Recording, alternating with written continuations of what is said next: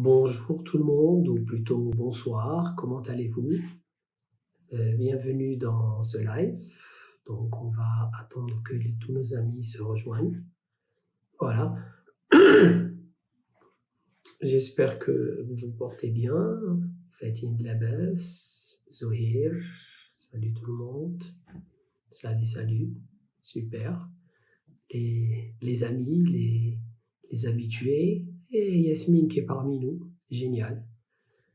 Aujourd'hui, on a un sujet très intéressant, très important. Je vois de nouveaux noms. ناس جداد اللي معانا اليوم في الليل. مرحبا بكم, bienvenue.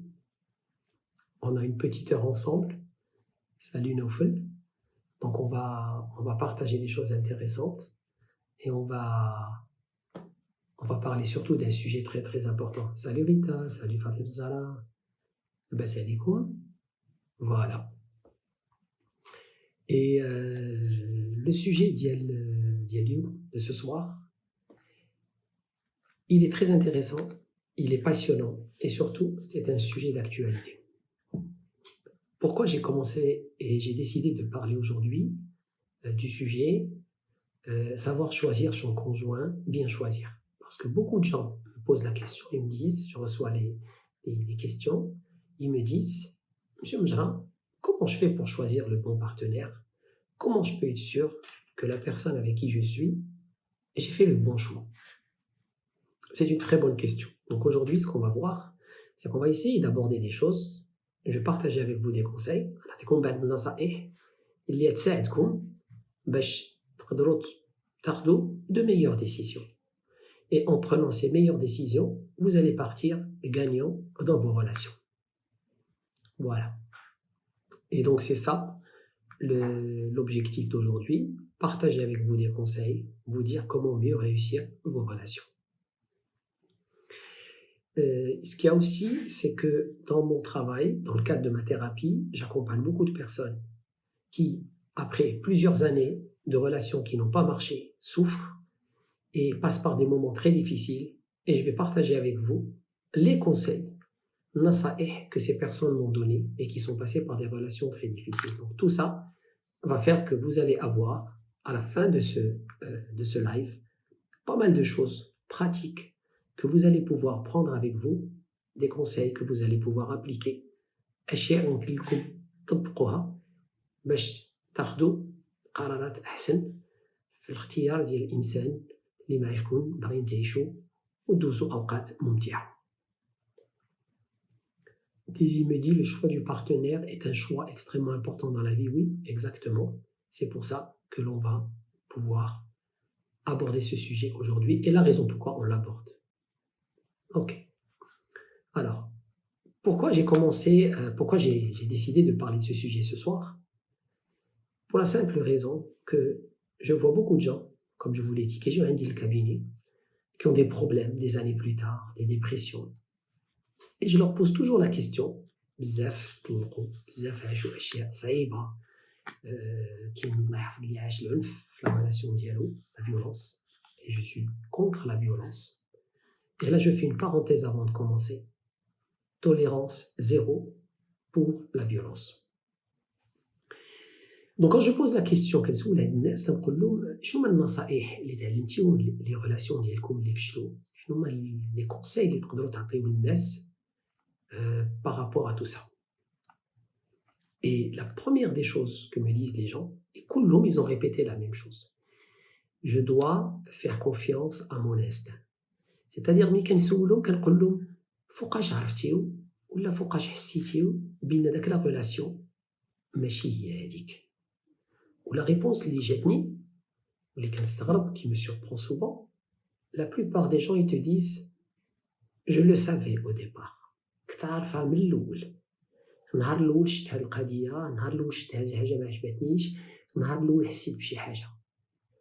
Donc l'erreur à ne pas éviter, si dès le départ vous sentez que quelque chose ne va pas, il faut absolument arrêter la relation.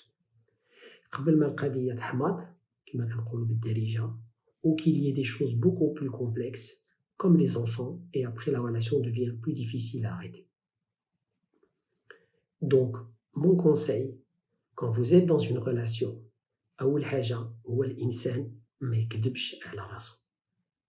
C'est-à-dire, الإنسان من يحس بأن شي حاجة ماشي هي هذيك et qu'il y a un problème, il faut avoir le courage d'arrêter. Si c'est une semaine avant العرس, une semaine بعد العرس, الحنة تضرب صداق كيما كان الحال. Vous sentez qu'il y a quelque chose qui ne va pas et quelque chose de profond, الواحد يقول حبس. Je parlais tout à l'heure de la violence. واحد السيدة 15 عام وهي كانت عايشة مسكينة عاشت في الجحيم l'enfer. كتمشي عند sa famille كتقول لهم voilà ce qui arrive, voilà ce qui me fait. كلشي كيقول لها صبر صبر صبر صبر ما تصبروش على la violence. Je lui ai demandé un conseil. قلت له شنو هو النصيحة que tu voudrais partager avec les gens. قالت لي شوف مع الضربة الأولى التصرفيقة الأولى العصا الأولى il faut arrêter, il faut partir. Donc s'il vous plaît, je vous le dis, zéro tolérance pour la violence. L'autre chose qui peut vous aider le choix, النهار الأول il faut augmenter vos standards. شنو كنعني بهاد القضية augmenter les standards? C'est-à-dire النهار الأول il faut être très exigeant sur certaines choses.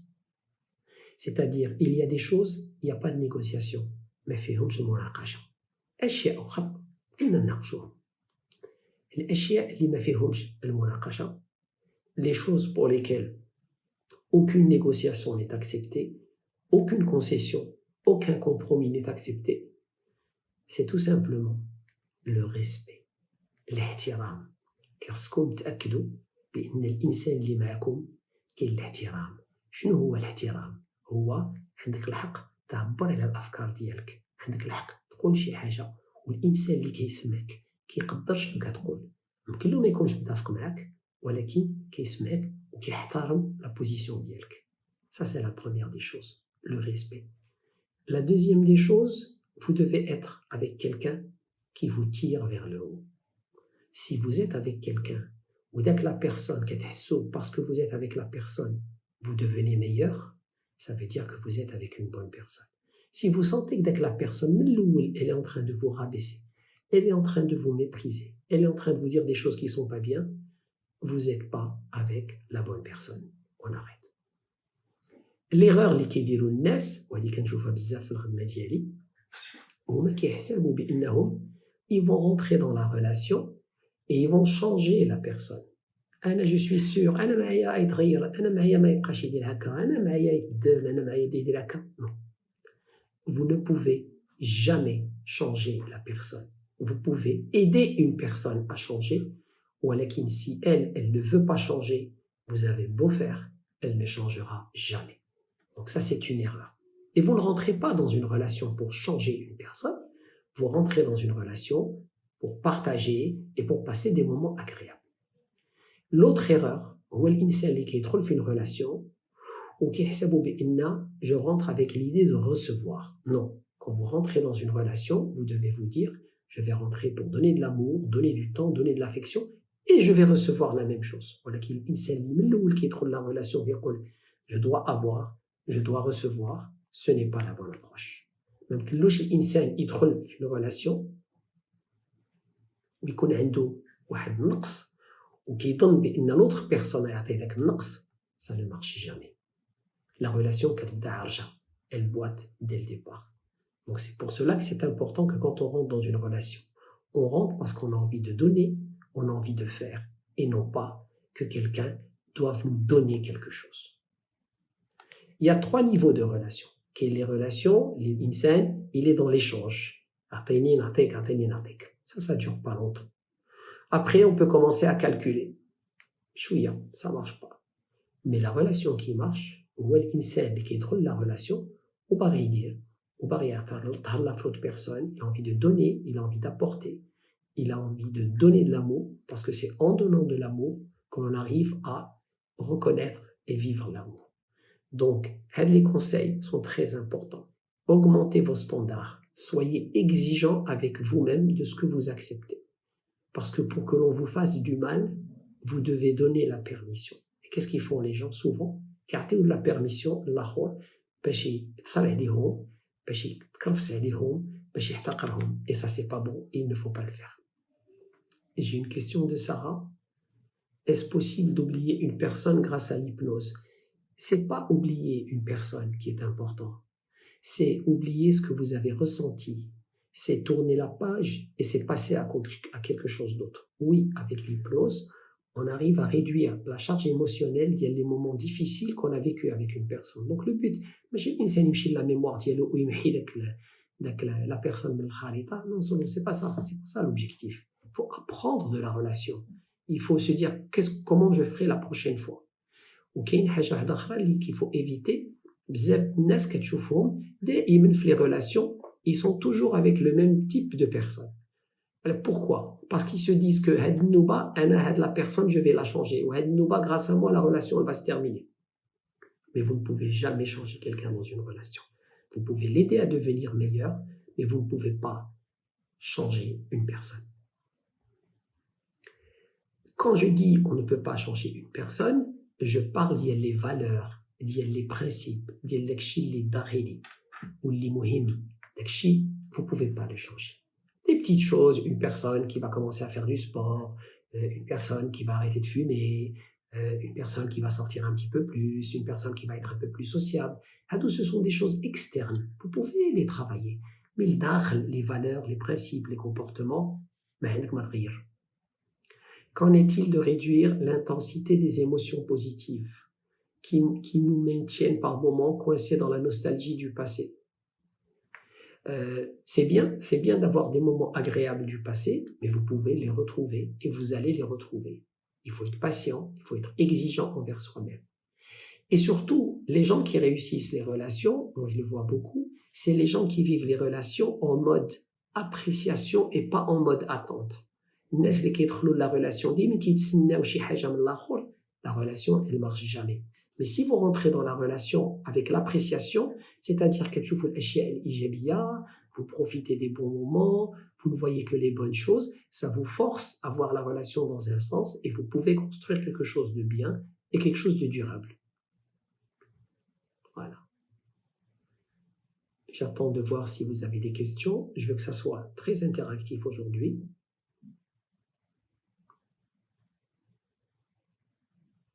Et il y a malheureusement, au Maroc, on est en train de monter à des taux de divorce, mariage en dessous de 50, de presque 40%. Faites très attention. Soyez exigeants. Est-ce que la différence culturelle compte? Instruction, niveau d'études? Quand vous êtes dans une relation, le plus important, c'est d'avoir quelqu'un avec qui vous pouvez avoir une intimité. Je n'ai pas l'intimité. On voit avec le partage, qui est l'intimité sexuelle, ou quelle est l'intimité par rapport à l'amitié que vous avez avec la personne. ممكن يكون شي واحد معك اللي ما قراش بحال le niveau ديالك d'instruction, mais dès que la personne, elle a envie d'échanger, elle a envie de partager, elle a envie d'évoluer, elle a envie d'écouter. Donc si elle est comme ça peut être une bonne chose. Mais il ne faut pas que vous soyez avec une personne avec qui vous ne pouvez pas dialoguer. Et la chose qui est très importante, donc si la personne a un niveau intellectuel différent du vôtre, mais si elle est dans l'écoute, elle est dans l'appréciation, elle est dans l'échange, elle vous respecte, la relation peut très bien marcher. Vous n'êtes pas là en train de chercher une personne qui va être votre photocopie, vous êtes là en train de chercher une personne avec qui vous allez partager et échanger. C'est une forme d'intimité. C'est pour ça qu'il y a beaucoup de relations qui ne marchent pas, même si la personne te dit « moi j'aime avec la personne ». Oui, tu aimes la personne, mais tu ne partages rien avec la personne. Et plus on partage avec la personne, plus la relation va devenir solide et va pouvoir s'inscrire dans le temps. Un homme qui fait fixette sur le corps de sa partenaire, est-ce normal?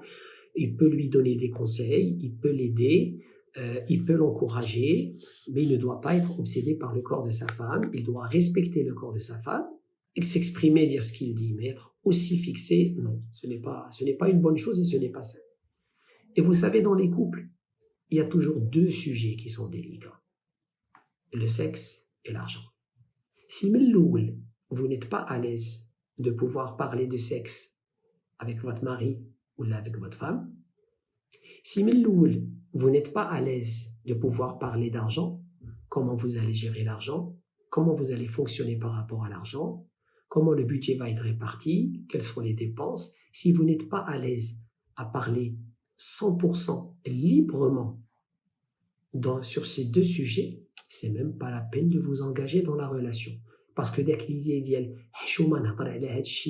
et voilà, ça se fait pas de parler de ça, comment il va le prendre, qu'est-ce qu'il va dire, ça marche pas.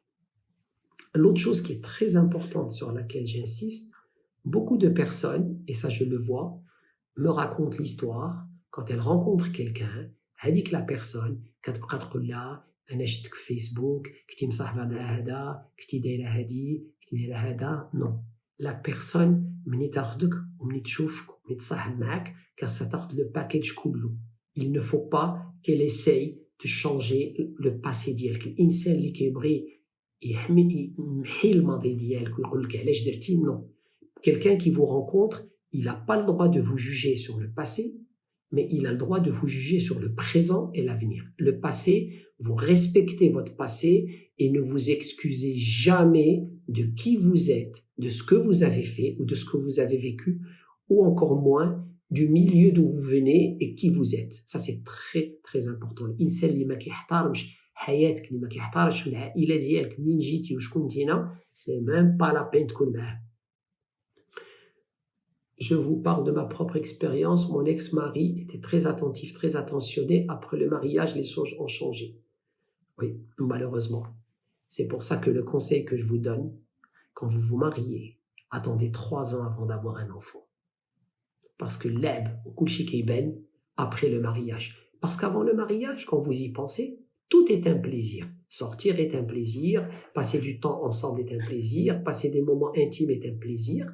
Et après le mariage, malheureusement, beaucoup de gens perçoivent les choses comme une obligation et là, le rapport change. Donc le conseil que je vous donne, attendez 3 ans avant d'avoir un enfant. Si après les 3 années, après le mariage, les choses continuent dans le bon sens, dans le bonheur, comme c'était au départ, eh ben, ça veut dire que vous êtes avec la bonne personne. Et à ce moment-là, vous pouvez prendre la décision de vous engager et de construire une famille en ayant des enfants. Mais s'il vous plaît, ne plongez pas en faisant des enfants. Ça, c'est une autre erreur de dire que les enfants vont nous rapprocher. On a des problèmes, on va faire des enfants, et en ayant des enfants, ça va nous rapprocher. C'est du n'importe quoi. Rita, je pense que l'amour est la clé ultime. Un mariage d'intérêt a plus de chances d'échouer. L'amour nous permet l'acceptation de l'autre et le pardon. Barbara Streisand avait une phrase qui disait « L'amour, love is never having to say I'm sorry ». L'amour, c'est ne jamais s'expliquer et ne jamais s'excuser. Quand on aime quelqu'un réellement, on lui donne 2 choses. On lui donne du temps, c'est-à-dire de la présence. Quand on lui parle, on l'écoute. Et on a envie que cette personne devienne meilleure. C'est pour ça qu'il n'y a pas d'amour, il n'y a que des gestes d'amour. Et c'est très important d'être avec quelqu'un, je l'ai dit et je le répéterai, qui vous tire vers le haut et qui fait que vous avez envie de devenir votre meilleure version. Donc moi, si je suis avec une personne qui m'aime, et si avec cette personne, j'ai envie de devenir ma meilleure version, ça veut dire que je suis avec une bonne personne. Comment aborder le sujet du mariage avec le partenaire? Faudrait-il attendre qu'il fasse le pas ou le demander tout court? Ça va venir, il n'y a pas de règle, ça peut être au bout de 6 mois, 1 an, 2 ans, 3 ans, mais mon conseil, n'essayez pas de trop tarder. Les relations où on voit quelqu'un qui sort avec un partenaire pendant 4 ans, 5 ans, 6 ans et qui après se marie, généralement après il y a beaucoup de problèmes parce qu'ils ne voient que dans le mariage que des obligations et des problèmes, alors que quand ils sortaient ensemble, c'était des moments de plaisir sans obligation. Voilà, donc il faut éviter ce genre de relation. Quand vous êtes avec une personne, soit vous estimez que vous voulez construire votre vie avec elle, et puis au bout de 1 ou 2 ans, vous commencez à officialiser les choses, mais rester des années et des années avec la personne, c'est pas une solution, parce que beaucoup de gens ils te disent, il va changer ou elle va changer. Est-ce qu'un couple qui a vécu un échec peut se reconstruire? Bonsoir Soukaina. C'est possible, mais c'est difficile. C'est possible parce qu'il y a des couples qui se sont recomposés après et qui ont bien marché. C'est difficile parce qu'il ne faut pas se retrouver avec les enfants au milieu. Il y a les enfants, on va revenir ensemble. Il ne faut pas le faire parce que on a la nostalgie, ou là on est seul, ou là c'est la solution de facilité. Si réellement il y a un travail profond qui est fait et il y a un désir de reconstruire, ça peut marcher. Mais statistiquement, je peux te dire que la plupart des couples qui se reviennent ensemble, qui se recomposent après, les 3/4, ça ne marche pas. Parce que les problèmes qui étaient là au départ continuent d'être là. Donc, il faut vraiment, vraiment être convaincu que la personne a fait l'autre, ou les deux ont fait un travail énorme sur eux-mêmes. J'ai dit tout à l'heure que c'est très important de pouvoir parler librement. Si vous êtes avec un partenaire, vous voulez construire votre vie avec cette personne et que vous n'êtes pas à l'aise de parler de sexe et d'argent, c'est même pas la peine de vous engager dans la relation.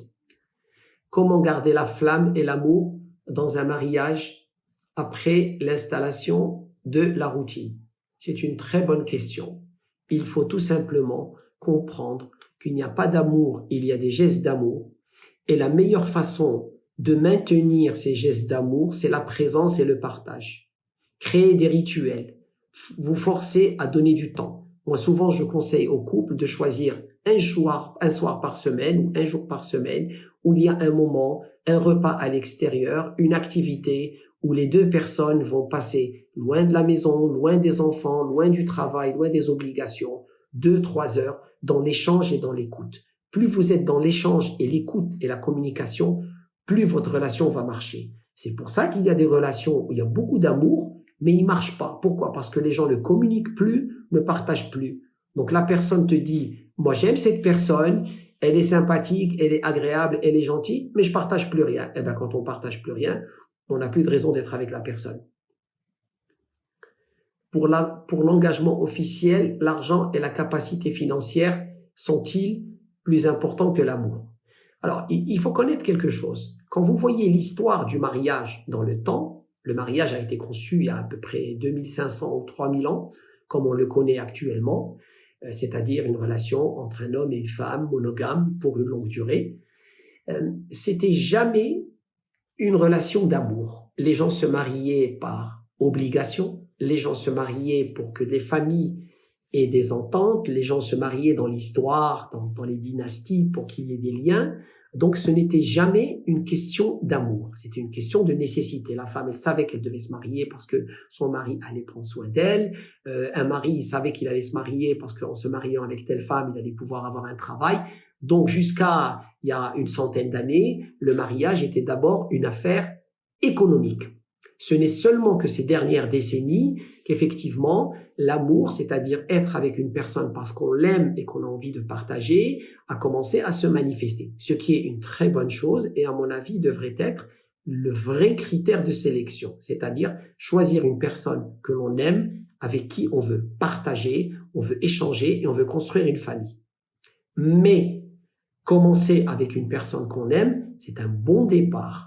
Mais ce n'est pas assez pour que la relation marche. C'est-à-dire, il faut construire, il faut s'investir. Et l'investissement le plus important que vous devez faire dans votre couple, c'est donner du temps à l'autre. Vous ne pouvez pas travailler toute la journée, rentrer à la maison le soir et ne pas passer du temps et ne pas discuter. Ne serait-ce qu'un petit moment avec la personne. En disant, non, de toute façon, il sait qu'il m'aime, il sait que je suis là, il sait que je tiens à lui, c'est du n'importe quoi. Au bout d'un moment, la relation va s'effriter. Et vous allez vous réveiller en vous disant, je comprends pas pourquoi on a des problèmes, parce que tout simplement, ça fait longtemps que vous avez arrêté de communiquer et de partager avec la personne. Pour l'engagement officiel, l'argent et la capacité financière sont-ils plus importants que l'amour? Non, pas du tout. Encore une fois, le plus important, c'est l'amour. Pour ce qui concerne la capacité financière, vous construisez ensemble. Il y a des couples qui ont commencé avec très peu de moyens et qui ont super bien réussi leur vie. Et il y a des couples qui ont commencé au départ avec énormément de moyens financiers et qui malheureusement, la relation a été un fiasco. Quand est-ce qu'il faudra parler de sexe? Le plus tôt possible dans la relation, il faut être dans l'échange et dans le partage. il faut être libre de pouvoir exprimer ce que vous ressentez, parce que souvent, on le dit, 50% de la réussite d'un mariage, c'est la qualité de la vie sexuelle. Pourquoi c'est important, la vie sexuelle dans un mariage? Parce que c'est un moment intime de partage où une personne procure du bonheur à une autre. Et c'est un partage qui devrait rester théoriquement que dans la relation du mariage. Je m'explique, c'est-à-dire vous êtes marié avec une personne, ce côté intime, ce côté sexuel, il reste dans le mariage. Donc une relation où ce côté sexuel est épanoui, entretenu et développé, la relation part gagnante. Une relation dans le cadre d'un mariage où il n'y a pas de vie sexuelle active et épanouie, déjà, vous partez perdant et ça crée beaucoup de frustration. Pensez-vous que la différence de l'âge entre un homme et une femme est importante? Il n'y a pas de règle. Il y en a qui te disent qu'il faut 3 ans, il y en a qui te disent qu'il faut 5 ans, il y en a qui te disent c'est pas grave si la femme est plus âgée que l'homme. Je pense pas qu'on peut mettre des règles. C'est très personnel et ça serait de la prétention de ma part de vous donner une formule mathématique sur l'âge idéal et la différence entre les deux. Il faut juste tout simplement vous dire, vous rencontrez une personne, projetez-vous dans 20-30 ans et regardez si dans 20-30 ans, la différence d'âge que vous avez, vous êtes à l'aise avec cette différence. Si vous êtes à l'aise avec cette différence, vous pouvez construire votre relation. Est-ce normal d'avoir peur des enfants? Non. Il y a des couples qui ne veulent pas avoir d'enfants. Il y a des couples qui décident de vivre leur vie que tous les deux. Il y en a qui n'aiment pas les enfants. Il faut respecter les choix de chacun. C'est pour ça que le mot que je déteste, moi, normalement on doit avoir des enfants, normalement on doit faire ça, c'est du n'importe quoi. Il faut respecter les choix de chacun. Vous voulez avoir des enfants, superbe, il y en a qui veulent avoir 4 enfants, il y en a qui veulent pas avoir d'enfants, il y en a qui veulent avoir 1 ou 2 enfants, il n'y a aucun problème. Tant que vous vous mettez d'accord et que vous partagez les mêmes règles de conduite, les mêmes visions, vous êtes sur la bonne route. Le plus important, c'est pas de faire ce que les autres vous disent ou la société vous dit. Le plus important, c'est de faire dans le respect des règles et des lois en vigueur, de faire ce qui est important pour vous, pour votre couple. Ma meilleure amie est mariée à un homme qui l'aime. Tout était comme un conte de fées jusqu'à la mort de sa mère. Il est devenu addict à la drogue. Il refuse de se soigner et leur couple vit un vrai problème. C'est triste, c'est très triste. L'addiction à la drogue, je vois ça de plus en plus, c'est une catastrophe. Et cette personne a beaucoup souffert de la mort de sa mère, c'est ce que je devine. Il s'est réfugié vers la drogue. Je lui souhaite du fond du cœur qu'il demande de l'aide pour pouvoir être accompagné et sortir de ce moment difficile. Donc, je souhaite à ta meilleure amie de la patience. Il faut qu'elle le pousse, il faut qu'elle le bouscule à demander de l'aide et prendre soin de lui. Parce qu'en prenant soin de lui, il va vivre, lui, une vie meilleure et il va pouvoir être beaucoup plus épanoui dans la vie de son couple.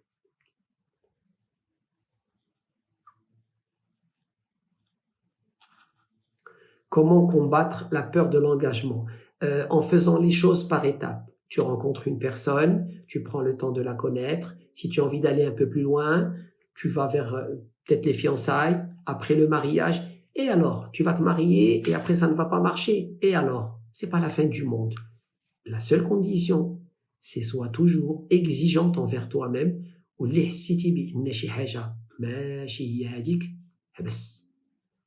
parce que dès que l'idée ديال مع الوقت ça va s'arranger, مع الوقت يبدل, مع الوقت c'est du n'importe quoi. داك الشيء ما كيتغيرش. Bonsoir Dounia, plaisir de t'avoir.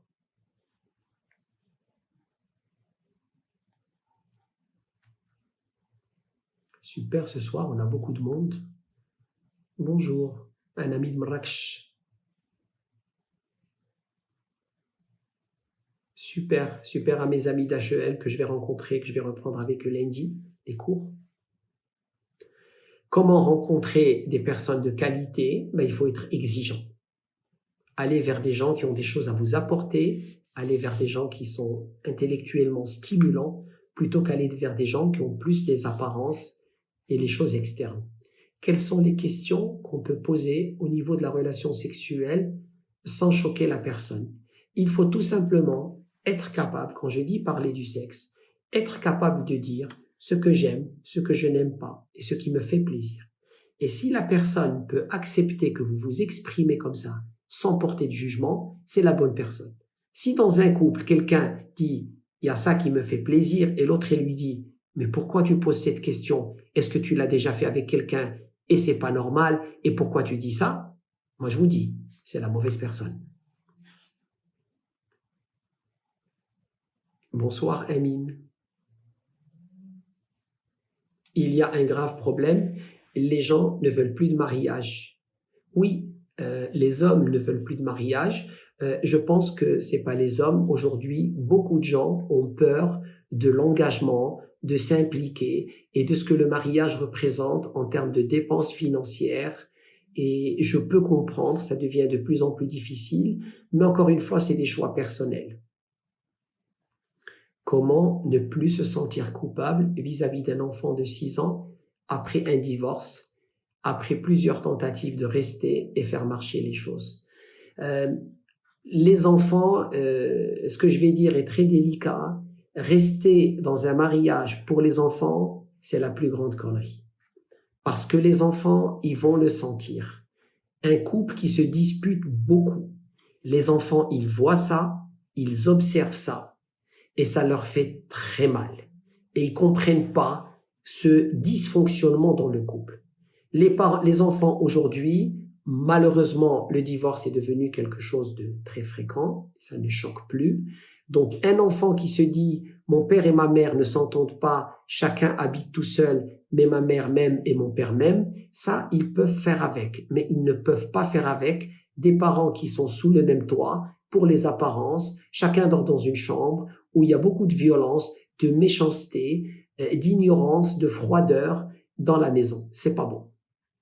Un mari qui voit toujours sa femme autoritaire alors qu'elle n'est pas du tout comme il pense. Là, il faut parler, il faut s'exprimer, il faut dire ce que vous ressentez. Comment réagir vis-à-vis d'une personne qui vous endoctrine? Oumnes, tu peux reposer la question, j'ai pas compris. J'ai vécu une expérience de 6 mois avec un pervers narcissique et là, j'ai toujours peur de rencontrer. Non, non. Il ne faut pas avoir peur et surtout, il ne faut jamais généraliser. Tu donnes la chance à la personne, tu avances doucement. Samar me pose la question, les relations à distance. Les relations à distance peuvent marcher si c'est sur une très courte durée. Vous rencontrez une personne, il vous dit par exemple, il est en train de terminer ses études à l'étranger, ça va durer 1 ou 2 années, ça peut effectivement fonctionner. Mais quand vous dépassez 2-3 ans et que vous vous inscrivez dans une durée beaucoup plus longue, c'est beaucoup plus difficile d'entretenir ça. Après avoir bossé pour atteindre une certaine stabilité, réussite personnelle, le mariage et le changement de vie et de routine est frustrant. C'est difficile, c'est vrai, aujourd'hui, mais ça s'entretient. Une relation, ça s'entretient. Un mariage, ça s'entretient. Tout se travaille. Il n'y a pas de secret. Comment affirmer ces standards? Sarah me pose cette question. Les standards, قول شنو باغية. ما تقضيش حاجة. N'acceptez pas la médiocrité. S'il y a des choses qui sont importantes pour vous, il faut dès le départ. Donc, je vous le dis et je vous le redirai, soyez très exigeants dès le départ sur vos standards. Ça, c'est important. Et parmi les standards les plus importants, c'est le respect de l'autre. Le respect, zéro tolérance pour quelqu'un qui ne vous respecte pas.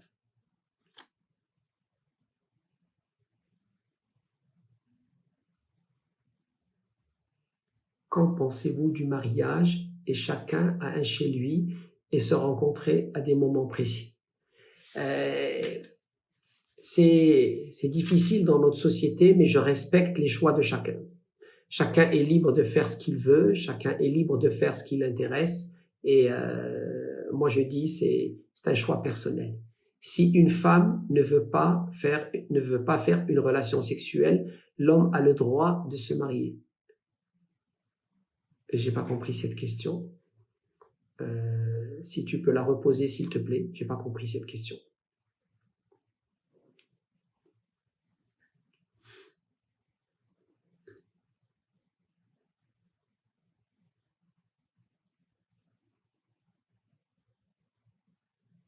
Vous savez, au Maroc, on n'a pas eu la chance d'avoir de l'éducation sexuelle quand on était au lycée. Et malheureusement, ça aurait solutionné beaucoup de problèmes dans les couples. Parce que chouma, ne pas en parler, après ça pose énormément de problèmes. Donc c'est pour ça que j'insiste, vous devez être capable de parler librement, d'exprimer vos besoins et vos attentes avec votre mari ou votre femme sur le plan sexuel. Un conseil pour une personne qui a passé beaucoup de temps étant célibataire et qui a peur de se marier. Le seul conseil, c'est de comprendre que quand on se marie, on doit faire des efforts, on doit faire des concessions. On ne peut pas se dire avant j'avais ma liberté.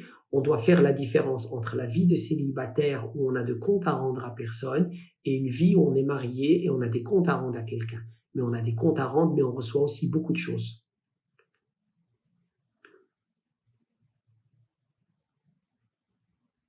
Voilà. Antania, il est sur Casa, check son profil Instagram pour avoir mes coordonnées. Je crois qu'elle parle de moi, je suis sur Insta avec plaisir. Si vous avez des questions, n'hésitez pas à me les envoyer. Si la femme a une plus forte personnalité que l'homme, est-ce que c'est sain? C'est pas question de personnalité, c'est question que chacun trouve son équilibre.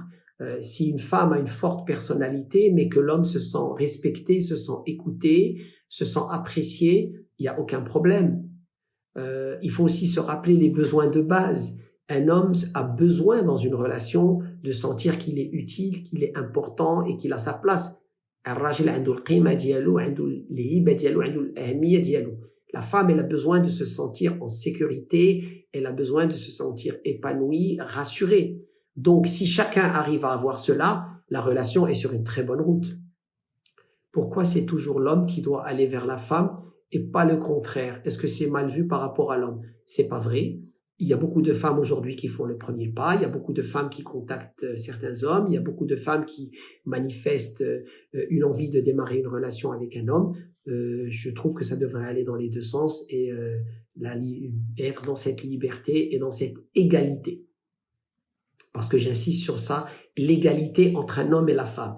Tout ce que je dis s'applique et à l'homme et à la femme. Une relation, ça s'entretient tous les jours, que ce soit pour l'homme ou la femme, il faut toujours s'estimer en période d'essai. Don't take anybody for granted. Rita, absolument. Never take no one for granted. Dès que vous prenez la personne pour acquise, ça veut dire que vous dites, c'est normal, c'est comme ça. Il y a une erreur que beaucoup de couples font avec l'âge quand les enfants arrivent, c'est que la femme, elle se dit, moi je suis une très bonne maman, donc mon mari doit être content. Ou là, le mari va dire, moi ma femme, elle doit être contente parce que je dépense beaucoup pour les enfants. Non, vous avez un devoir avec vos enfants et vous avez un devoir avec votre conjoint. Et ça peut vous sembler paradoxal, mais le plus important, c'est d'abord le devoir que vous avez envers votre conjoint. C'est-à-dire la meilleure chose qu'un mari peut faire à ses enfants, c'est de prendre très bien soin de sa femme. La meilleure chose qu'une femme puisse faire pour ses enfants, c'est prendre très bien soin de son mari. Parce que les enfants, quand ils voient que les parents prennent soin d'eux, que les parents ont beaucoup d'amour l'un avec l'autre, que les parents se respectent, ils grandissent dans ce milieu où il y a beaucoup d'amour, beaucoup de respect, beaucoup d'affection, et ils grandissent avec une énorme confiance en eux-mêmes. Mais de dire « je fais pour les enfants », si tu fais pour les enfants, c'est ton devoir de mère. Si tu fais pour les enfants, c'est ton devoir de père. Voilà qui tu dois faire pour ton mari, parce que c'est ton conjoint, et le mari, il doit faire pour sa femme, parce que c'est sa conjointe. Donc, s'il n'y a ni partage... Non, désolé, la question. Je ne sais pas si cette question a été déjà posée. Que pensez-vous d'une relation à distance? J'ai dit tout à l'heure que si c'est pendant une période de très courte durée, 1 ou 2 ans, quelqu'un qui est parti faire une formation, qui est en train de faire des études à l'étranger, ça peut marcher. Mais si la distance s'inscrit dans la durée et va vers 4-5 ans et il n'y a pas de visibilité en vue, ça va être très très difficile. Parce qu'encore une fois, c'est le partage. Donc, si tu ne vois pas si tu vois la personne sur FaceTime ou là sur WhatsApp, c'est pas assez pour construire une relation. Tu peux peut-être communiquer, mais est-ce que c'est assez pour solidifier et construire une relation? Je ne pense pas quand c'est à très long terme.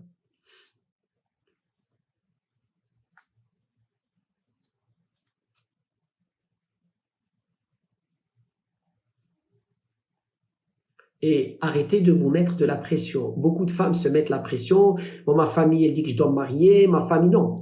Si vous trouvez la bonne personne, et si vous avez envie, oui, mais ne faites jamais quelque chose pour la pression. Jamais, jamais, jamais, jamais, jamais. Parce que la pression, vous faites plaisir aux gens le premier jour, mais tout le reste de votre vie, vous vivez l'enfer. Alors moi je vous dis, il vaut mieux avoir une pression constante à l'extérieur et être bien à l'intérieur, plutôt que le contraire.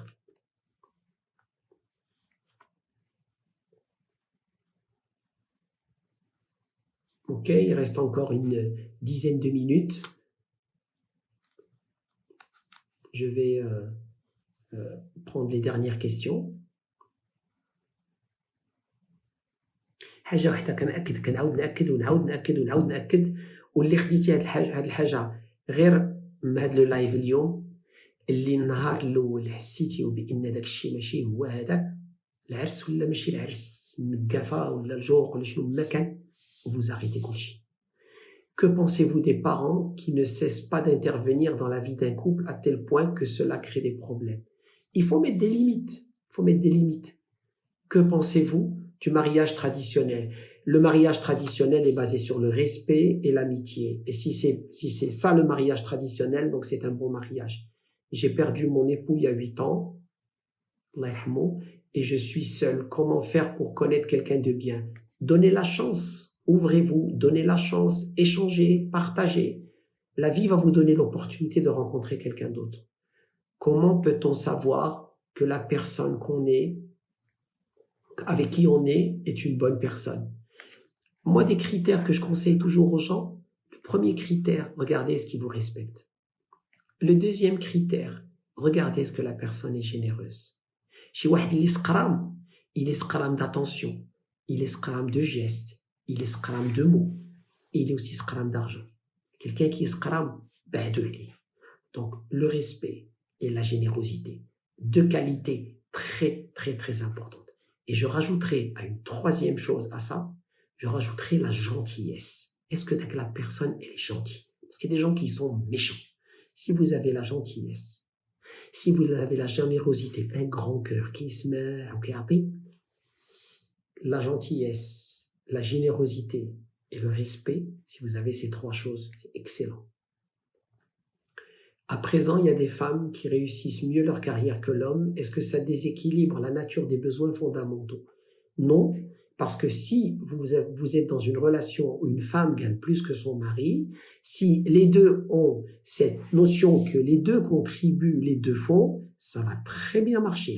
Mais s'il y en a un qui va passer plus de temps à montrer à l'autre qu'il fait plus, un je fais ci, un je fais ça, moi je fais plus que toi, et qu'il va utiliser, que la personne va utiliser le fait qu'elle contribue plus financièrement pour imposer des choses et déséquilibrer la relation, ça ne va pas marcher. Moi, par contre, j'aime pas la solitude et j'ai besoin d'un homme dans ma vie, mais j'ai un problème avec les hommes. Moi, ce que je peux te dire, Dounia, donne la chance, ouvre-toi, prends des risques, parce que aimer, construire, ça implique prendre des risques. Quand on s'ouvre à quelqu'un, on s'ouvre à la possibilité d'être blessé et d'être déçu, mais aussi on s'ouvre à la possibilité de recevoir.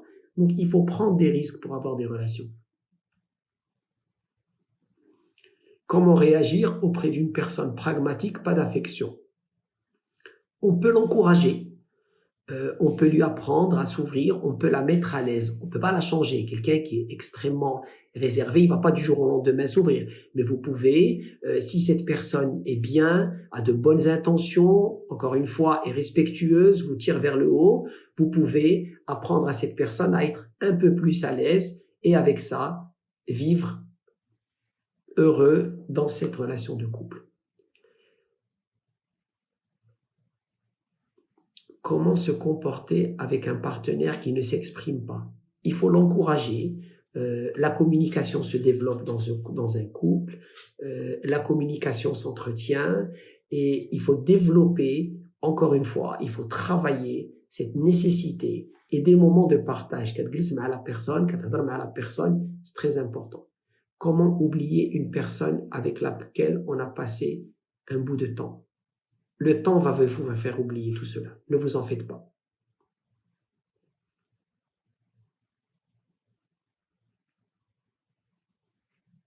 Voilà. Encore 5 minutes. C'est un plaisir d'être avec vous. Raoula, j'ai pas compris ta question. Tu as dit, et quand le travail prend le dessus.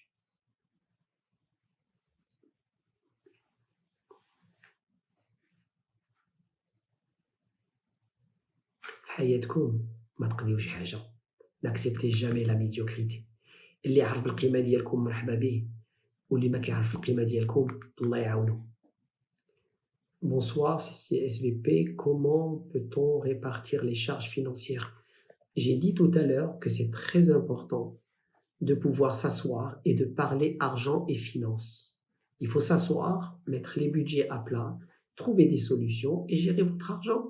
Et la communication, voilà un autre exemple de communication. Si vous ne pouvez pas avoir cette communication avec l'autre personne, vous allez avoir des problèmes et donc ce n'est pas la bonne personne. De nos jours, on porte un mauvais regard vis-à-vis de la femme. La femme veut un homme soit généreux niveau sentimental, amour, matériel. Je n'ai pas compris cette question. Si tu peux la reposer, s'il te plaît. Je voulais aussi vous dire, on a fait un masterclass la dernière fois, on a eu beaucoup de succès. On va en refaire un autre et on va parler de l'hypnose parce qu'on m'a demandé de parler de l'hypnose. Donc, je communiquerai avec vous par rapport à la prochaine date du masterclass.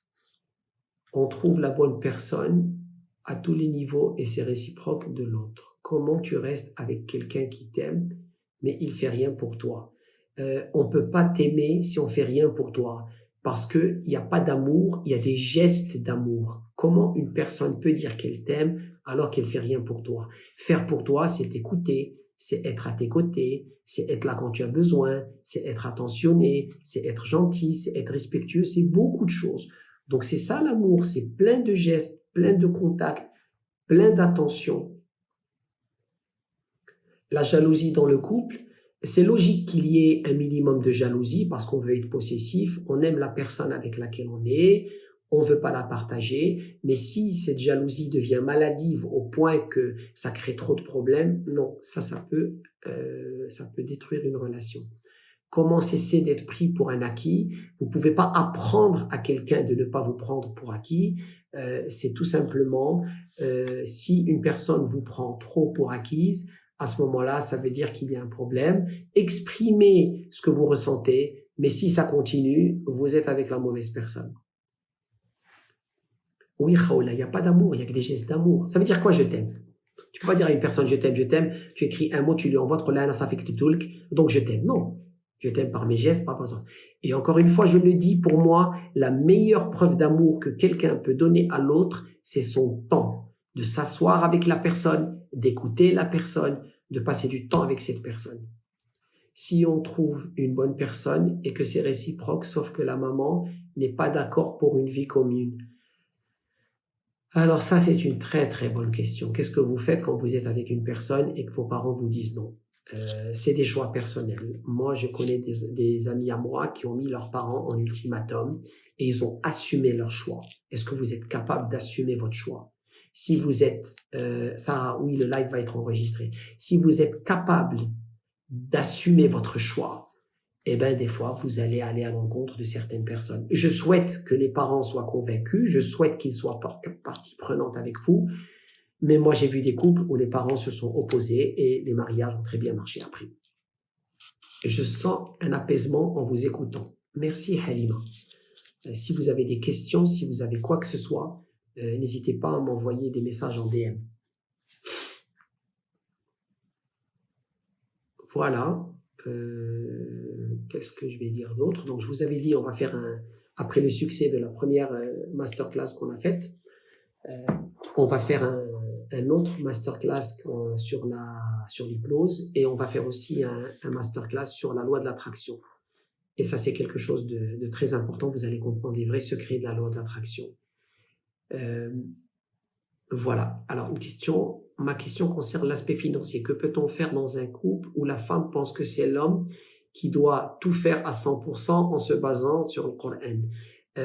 Je préfère parler d'équilibre ici. Je n'ai pas envie de parler de religion.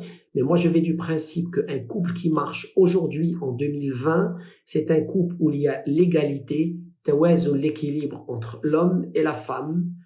et les deux doivent partager, les deux doivent contribuer. Mais le raisonnement dit c'est l'homme qui doit tout faire, ou l'homme il doit faire ça, la femme elle doit faire ça, c'est du n'importe quoi. Vous avez des enfants, l'homme et la femme doivent contribuer. Il y a des problèmes d'argent, l'homme et la femme doivent contribuer. Merci Fatem Zahra. C'est l'équilibre.